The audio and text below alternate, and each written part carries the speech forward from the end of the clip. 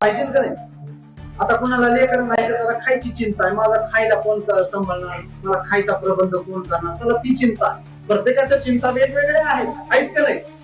आता म्हातारा झाल्यानंतर आपल्याला काही पैशाची तर गरज नसते, पण 2 टाइमाचं भेटावं एवढीच अपेक्षा असते. 2 टाइम कसं भेटत ही चिंता असते, आणि ह्या चिंतेमुळे माणूस काय करतो, दबला जातो. म्हणून नीतीसूत्र ते सांगत आहे 12:25 की तुम्ही मनुष्य काय करतो, चिंतेने दबला जातो.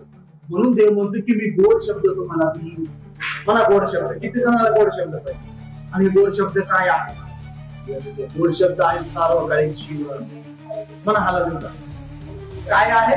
सार्वकालिक जीवन. तुम्ही इथली चिंता करताय, देव तुमच्या फ्युचरची चिंता करतो. आपण जगातल्या खायच्या चिंता करत आहे, पेची चिंता करत आहे, जॉबची चिंता करताय, लेकरांच्या लग्नाची चिंता करताय, उद्या कसं होईल ह्याची चिंता करताय, पण देव तुमच्या फ्युचरची चिंता करताय. मला हालेलुया. देवाला कोणती चिंता आहे? आपल्या आत्म्याचा नाश होऊ नये. मला हालेलुया. आणि आपल्याला चिंता हितलं कसं भागल, हितलं कसं होईल, हालेलुया, ह्या चिंतेमध्ये आपण दबून जात आहोत. हालेलुया. पुढचं एक वचन आता कारण मी तुम्हाला